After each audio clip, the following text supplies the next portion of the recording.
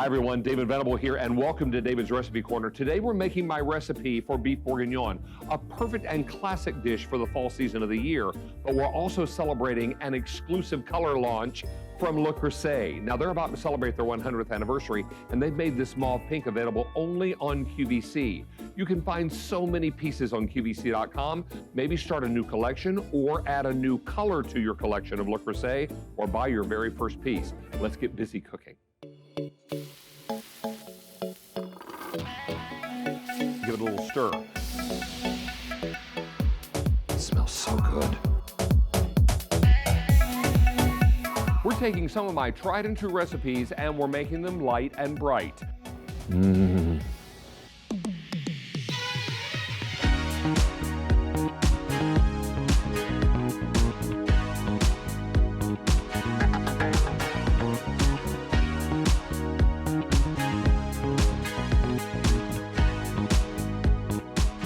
So let's get busy with the recipe, and the first thing you're going to do is take 2 pounds of chuck roast and cut it into chunks. Now it's very important that you pat each of those chunks dry. Now this is an important step that I don't want you to skip because it's going to help all the meat brown very nicely. So we've already patted this dry. We're going to add it to the Chef Fabio Viviani stainless steel 5-quart bowl. Now this comes in a 3-bowl set. You get a 5-quart, a 3-quart, and a 1.5-quart. It also has that suction cup base, so it sticks very nicely to the countertop. So when you're whipping up your favorite recipes, it doesn't dance across the countertop. Now what we're going to do is take this chuck roast and our spatula and pop this into our Chef Fabio Viviani mixing bowl. Now, I like to do smart swaps in David's Recipe Corner because we like to make all the recipes a little lighter, a little brighter, and a little lower in carbs. So instead of all-purpose flour, I'm using finely milled almond flour. The reason it's finely milled is so it really will be nice and smooth. So we'll go ahead and sprinkle that over top of the meat. Then we're going to add in some salt. And don't get nervous about that salt because it's going to make it so flavorful and so nice. And then some black pepper.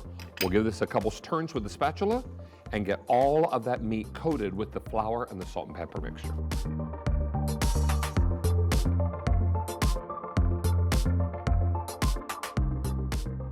So now we have coated all the meat mixture and it's inside our stainless steel bowl. Let's get busy browning. What we want to do is take some extra virgin olive oil or avocado oil or coconut oil and pop it inside our 5.5-quart Dutch oven, of course in that beautiful brand new and exclusive mauve pink color.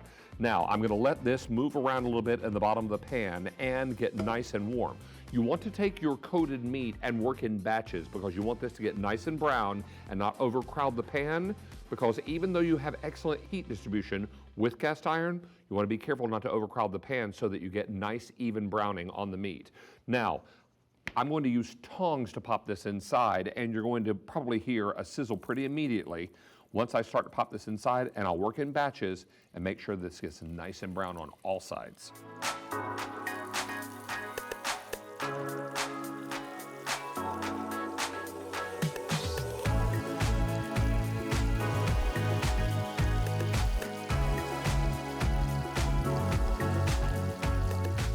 So we have finished browning the meat and we've taken it out of the pan, but we've left all the bits in the bottom of the pan along with the rendered fat because that's going to help us saute all the vegetables.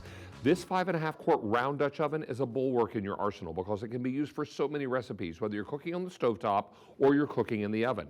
Because this is oven safe, it's also on your stovetop safe for any kind of cooking service. This has that sand colored enamel on the inside, easy to clean, and cast iron gives you great heat distribution. So it's really, really marvelous. Let's show you what we're going to add in the way of vegetables. Now we're going to add the famous mirepoix, onions, celery, and carrots, but in this case we're using pearlized onions, very easy to find, and if you can't find them fresh, you can always buy them frozen. And we're also going to use some mushrooms inside. But you want to add this to your pan. You're going to hear it sizzle right away because those carrots are a little dense. They're going to need a little time to soften up, about 3 to 5 minutes. So we're going to add in all of our veg, and it really starts to have some beautiful aroma.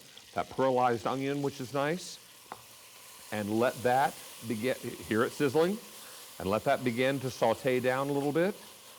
And once all that is nice and stirred, then you can add in your mushrooms. The reason I didn't add them right away is because they can burn pretty easily.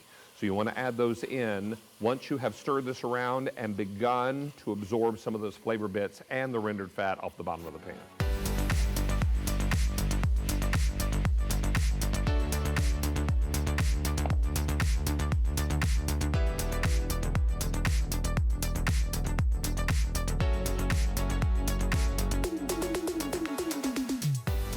So our vegetables have cooked down, and it's time now for our next ingredients. We're going to take some minced garlic and we're going to pop that in for about a minute. So I'm going to get a smaller spurtle or spatula and pop that in, and pop in some thyme leaves as well. This is beautiful flavor and nice depth as you are building your sauce and building all of the great ingredients. Now, the garlic will cook very quickly, so this only needs to cook for about a minute. While that is getting nice and hot, I'm going to go ahead and put in the tomato paste. The tomato paste is great because this is going to help thicken the sauce. It's also going to turn all the vegetables a deep, rich red color. So this is lovely. Don't miss this step, but cook it down nicely because you want to make sure you cook the rawness out of the tomato paste and you get a beautiful coating inside because this will help thicken the sauce, as I mentioned. It'll also help add great flavor to the vegetables.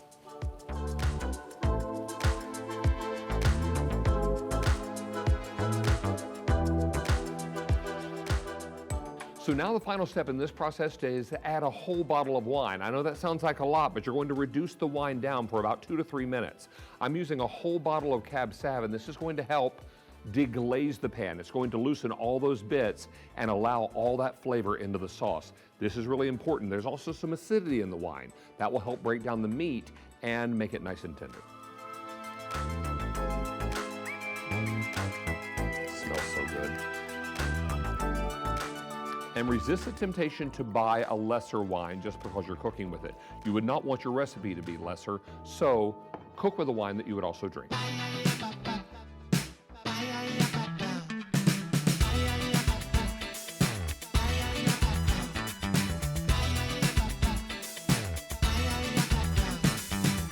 Now, our whole kitchen smells amazing because that wine adds so much aroma and it also adds so much depth of flavor.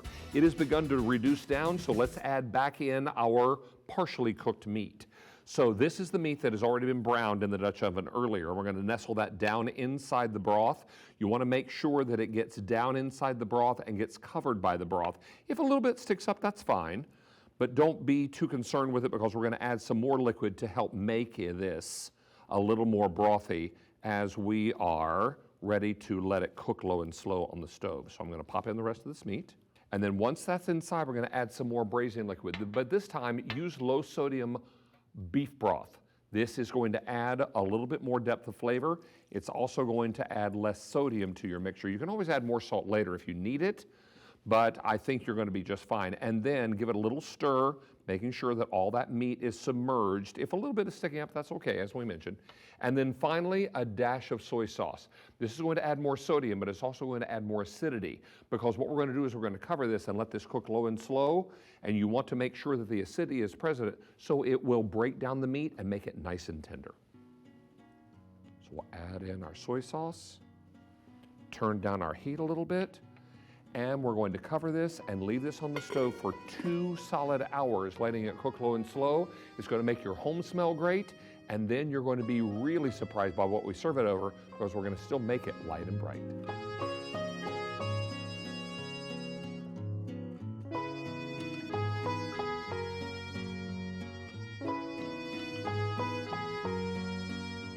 So now it's time to plate up and serve our beef bourguignon. But you know I love to take classic recipes and turn them lighter and brighter. Now you can serve this over mashed potatoes, and that's traditional, but I have decided to do a cauliflower mash. It's lower in carbohydrates, mimics potatoes very nicely, and pairs beautifully with this dish. So we'll take our lid off of our container, nice and warm, and we'll begin to serve this up on the cauliflower mash. It looks beautiful. It tastes great. It's perfect for fall because you've got all the great flavors of fall and all the great aromas that are going to make this so important. Now, don't forget, you can shop the entire range of our exclusive mauve pink on QVC.com. That's also where you'll find my recipe for beef bourguignon.